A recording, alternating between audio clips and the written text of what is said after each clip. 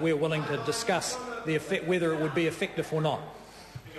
The Honourable Trevor Mallard.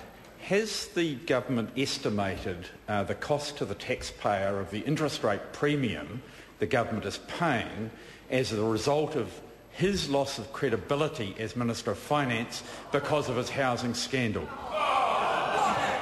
Order. Well, if the Minister...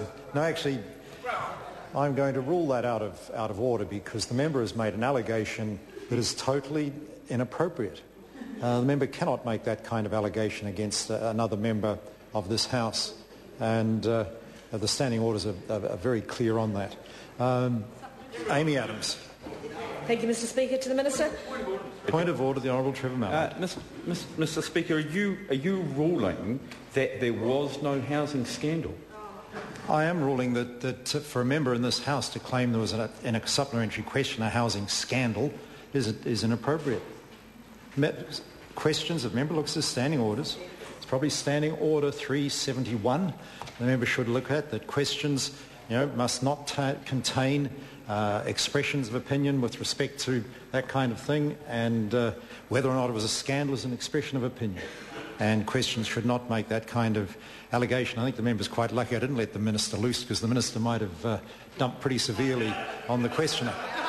Supplementary question, Amy Adams. Thank you, Mr Speaker. It's not a scandal for Tories. Order. In your own time. Order. Excuse me, mate. Order. Order. I'm on my feet. Interjections should be, try to be at least humorous, and above all, not nasty. There's no need in this House for nasty interjections. If members want to get nasty, get out of the House. While I'm Speaker, I've got no order, should be no comments. I don't want to hear nasty interjections. Amy Adams. Thank you, Mr Speaker. To the Minister, what were some of the other significant economic problems facing New Zealand around the time of the 2008 general election? The Honourable Bill English.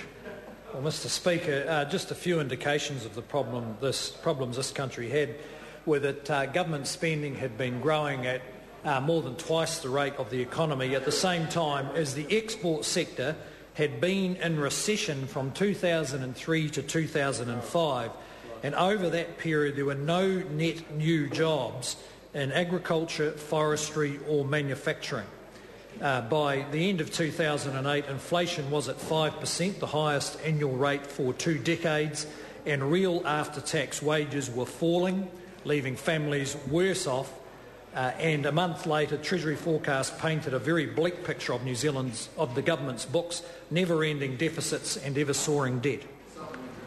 The Honourable David Cunliffe. Mr Speaker, to the Minister of Finance, if the previous Minister of Finance was so hopelessly incompetent to mismanage the books in that way, why did his government appoint him to chair the country's largest state-owned enterprise? The Honourable Bill English. Mr Speaker, I think he was actually not too bad up to the point where that member became the Associate Minister of Finance. Question number 3, Pesata Sam Lord Tuienga.